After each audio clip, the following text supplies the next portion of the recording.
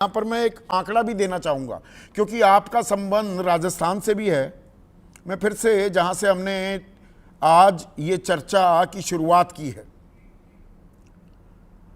69,389 करोड़ 80,000 रुपए का बजट है शिक्षा का।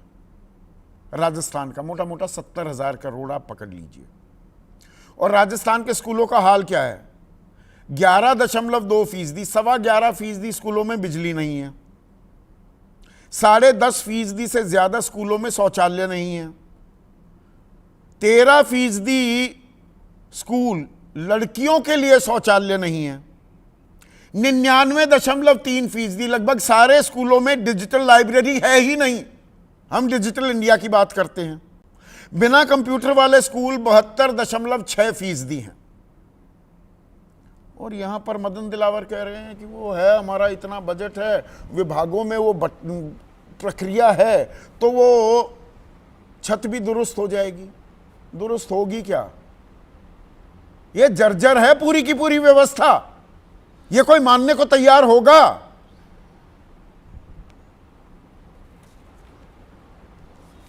संदीप जी, आप बिल्कुल ठीक से कह रहे हैं। और ये स्कूल की बात नहीं है, जर्जर स्कूल की छत नहीं हुई, जर्जर तो व्यवस्था हो गई है, जर्जर तो राजनीतिक दल हो गए हैं, जर्जर तो सरकारें हो गई है। आप देख रहे हैं इस स्कूल के बारे में, झालावाड़, ये झालावाड़ जिले की घटना है। झालावाड़ किसकी घटना, किसका शहर है? वसुंधरा जी का। वसुंधरा जी 40 साल से वहाँ पर एक तरह से वो हैं, सांसद है, विधायक है, 5 बार के उनके बेटे एमपी हैं और मुख्यमंत्री रही हैं। मदन दिलावर भारतीय जनता पार्टी के नेता। लेकिन मसला ये नहीं है। ये 1996 में बना था ये स्कूल, करने का वक्त नहीं ये 1996 में बना था। तो वसुंधरा कितनी बार तो मुख्यमंत्री रह चुकी हैं। वही मैं निवेदन कर रहा हूं आपसे।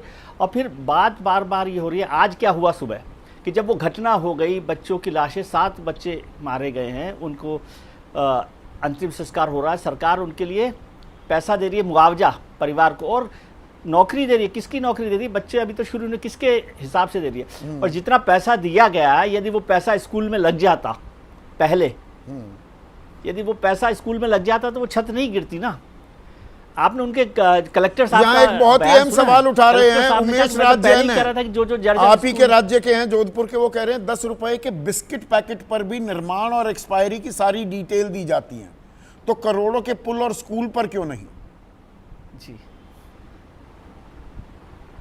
नहीं, उसमें पता नहीं होता ना सर, वो गलत सवाल कर रहे हैं। उसमें पता नहीं होता। पुल तो दूसरे दिन भी गिर जाते हैं ना, उस पर एक्सपायरी कैसे देंगे? अच्छा, सड़क तो बह ही जाती है बारिश में। ये सवाल गलत किया, उनको थोड़ा करेक्ट कीजिए, आपके जो व्यूअर है, कि वहां पर पुल। और अब क्या हो रहा है कि पुल बहेंगे तो ऑडिट करवाएंगे सारे पुलों का, लिफ्ट गिर जाएगी तो सारी लिफ्ट की ऑडिट के आदेश होंगे। दिल्ली में वो कॉलेज के छत वाला आपको किस्सा मालूम है, बच्चे कैसे मरे थे, उसका ऑडिट हो रहा था। अब स्कूलों का ऑडिट होगा, क्या सब हो गया ऑडिट? तो ये सब बातें बेकार की चलती रहती हैं। इसमें मीडिया ऑडिट भी होता है। नहीं विजय भाई जी की जब सरकार एक मीडिया ऑडिट भी होता है कि मीडिया सवाल पूछता है। अब मैं ये 4-5 चीजें हैं यहाँ पर। राज्य सरकारों की बड़ी बात हो गई, केंद्र सरकार की भी कर लेते हैं। दिल्ली एयरपोर्ट, वो टर्मिनल 1, उसका उद्घाटन 2024 में हुआ, मार्च, और छत गिर गई जून 2024। वो टपक रही थी, वो सबने देखी। गाजियाबाद RRTS उद्घाटन अक्टूबर 2023, और मई में उसमें गड़बड़ियां हो गई, स्ट्रक्चरल, उसके ढांचे में तकनीकी बहुत खामियां निकली। महाराष्ट्र में छत्रपति शिवाजी की प्रतिमा टूट गई, वो दिसंबर 2023 में अनावरण हुआ था, अगस्त 2024 में वो टूट गई। महाकाल कॉरिडोर अक्टूबर 2000 में हुआ था, उज्जैन, जी उज्जैन 2022, अक्टूबर 2022 में उद्घाटन हुआ, मई 2023 में उसको नुकसान हो गया। अयोध्या राम मंदिर में पानी लीकेज, जनवरी 2024 में प्राण प्रतिष्ठा हुई, जून 2024 पहली बरसात में छत टपकने लगी। मीडिया ने ऑडिट नहीं किया। बाकी ऑडिट तो होते रहते हैं, मीडिया का भी ऑडिट होना चाहिए यहाँ पर।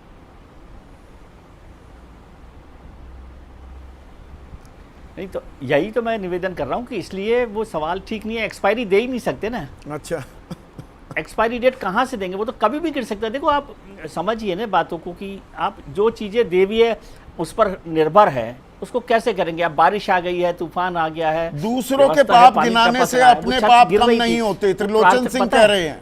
पर यहाँ दूसरों के पाप गिनाए जा रहे। अरे तेरे टाइम पे ये पाषाण युग था, कौन सा युग था, तब भारत में जन्म लेना ही आदमी कहता था अरे किस देश में पैदा हो गया। यही चलता रहेगा। सर घड़ी बनाने वाली कंपनी वो बना रही है, पुल बना रही है, तो उसको पता ही नहीं कि समय कैसा चल रहा है। कब तक का समय इस पुल का, ये घड़ी बनाने वाली कंपनी को नहीं पता है। तो और ये सब मसले सब राजनीतिक दलों के, इसमें किसी का वो नहीं है। बस ये फायदा होता है कि कक्का जो मनोज जी है उनकी सरकार आज नहीं है तो वो कह देंगे। अब उन्होंने कहा कि रेलवे स्टेशन तो पर वो हुई थी सारी संवेदनाएं के समय भी राजस्थान की सरकारों का बजट उतना ही था, वो उबाल पर रहेंगी। आर के खुरपा हमारे रेगुलर दर्शक हैं, मोहाली वासी, थोड़ा सा पोएटिक हो रखे हैं। वो कह रहे हैं मरते रहेंगे गरीब, ये उनका नसीब, भ्रष्टाचार का है रिवाज, पुल गिरे या जहाज।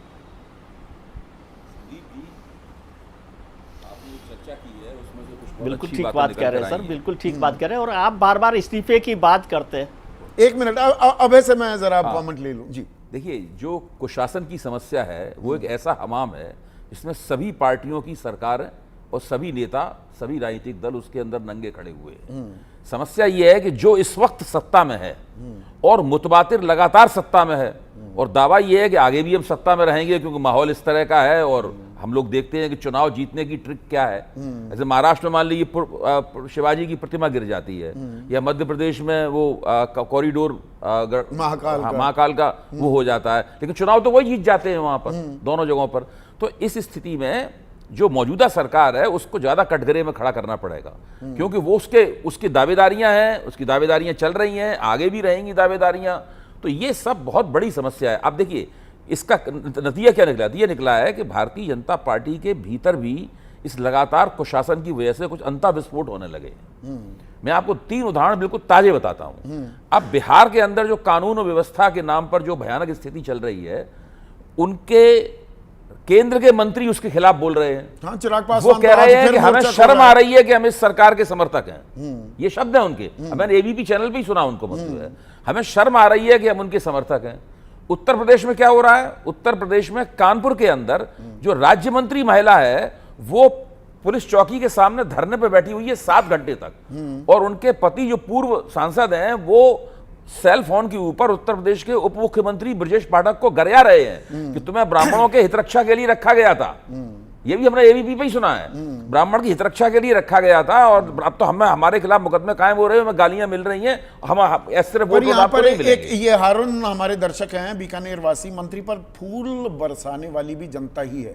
आम आदमी की जान का कोई मोल नहीं रहा, ये जनता ने भी मान लिया है, जनता को भी फर्क नहीं। मेरा कहना है कि देखिए एक जन दबाव भी होता है ना, आदमी का अरे आप शिक्षा मंत्री हैं, आप फूल मालाएं आपको हम क्यों चढ़ाए। ये जो शिक्षा मंत्रियों के स्वागत कार्यक्रम होते हैं, जो विशाल माला आपने दिखाई, आम आदमी का गुस्सा रोष क्या वो खत्म हो गया है? नहीं, वो खत्म नहीं हुआ है। उसके लिए थोड़ा राजनीतिक कार्यकर्ताओं की जरूरत होती है, दूसरी पार्टियों की जरूरत होती है, ताकि प्रतिरोध के लिए, संघर्ष के लिए उनको गोलबंद करें। जो मंत्रियों के कार्यक्रम होते हैं, स्वागत कार्यक्रम, बहुत सारा प्रायोजित होता है। वहां लोग खड़े हुए थे, जो कलावा बांध रहे हैं, जो आरती हो रही है, बड़ी माला पहनाई जा रही है, वो तो सारा प्रायोजित होता है। उसके लिए तो पैसा एक जगह से आता है, सारे लोग लाए जाते हैं, तो उसको जनता पे दोष देना वहां पे उचित नहीं है।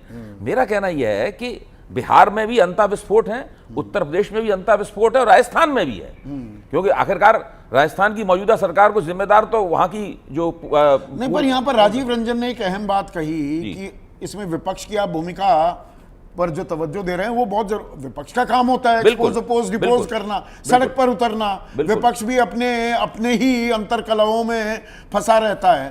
पर जो राजीव रंजन कह रहे थे कि विपक्ष को जैसे ये तो दिख जाएगा राजस्थान का मामला, बंगाल में कुछ होगा, या जैसे महेश कह रहे थे कर्नाटक में होगा, वो चुप्पी साध जाएंगे। जवाबदेही तय करें ना अपने मुख्यमंत्री की भी या अपने उप मुख्यमंत्री की। वो नैतिक बल खत्म होता जा रहा है क्या राजनीति में? देखिए, ये जो राजनीति जो है वो तो दलबंदी का काम है ना। इसमें तो आपको जो हमारे पक्ष का आदमी है उसकी कमी छुपाएंगे और उसको आगे नहीं बताएंगे उसको, और अपनी कमी को दूसरे के ठीकरा दूसरी जगह फोड़ेंगे। ये तो राजनीति की समस्या है ही। पूरा गेम जो है वो एडवर्सियल किस्म का गेम है ना। जो हमारा विरोधी है वो सबसे बुरा है, जो हमारा विरोधी नहीं है हम उसके साथ हमेशा खड़े हुए हैं हर हालत में। ये समस्या तो रहेगी।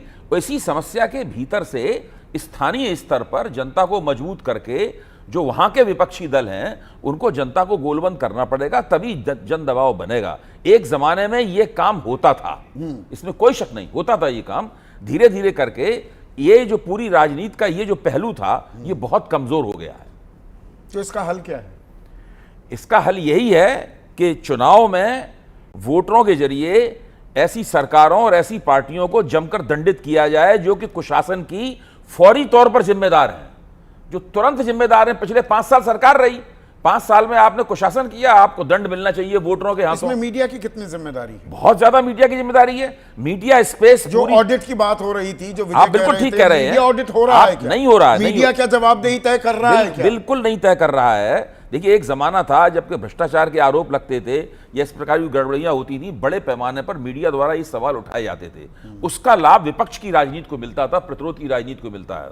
अब मीडिया स्पेस पूरी तरीके से कैप्चर हो गया है, और जो मीडिया स्पेस सरकारों द्वारा कैप्चर कर लिया गया है, उसका नतीजा ये निकला है कि मीडिया भी वो सामाजिक और राजनीतिक भूमिका नहीं निभा पा रहा है जिसकी उससे उम्मीद की जाती है। जो वॉचडॉग होना था, नहीं, बिल्कुल नहीं है, बिल्कुल नहीं है। सोशल मीडिया में कुछ वो काम किया जाता है, उनके पास संसाधन नहीं है, वो बात बनती नहीं है, वहां से वो भरपाई नहीं हो पाती। तो यहां पर देखिए, ये पूरी समाज की जिम्मेदारी है। दरअसल मैं इसलिए चारों खंभों की जिम्मेदारी कहीं ना कहीं समावेश कर रहा था इस चर्चा में।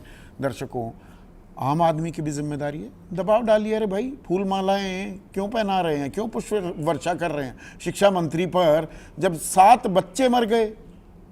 और पुरानी बातें याद दिलाई जाएं, वर्तमान में जीना कब सीखेंगी सरकारें, किसी की भी सरकार हो। यह हमें सोचना होगा क्या? और वही अमेरिकी राष्ट्रपति का एक बार फिर उदाहरण देना चाहूंगा। अपनी टेबल पर प्लाक था, लिखा हुआ उनका, द बक स्टॉप्स हियर। जिम्मेदारी यहां खत्म होती है, मैं लेता हूं जिम्मेदारी। यहां कौन ले रहा है जिम्मेदारी?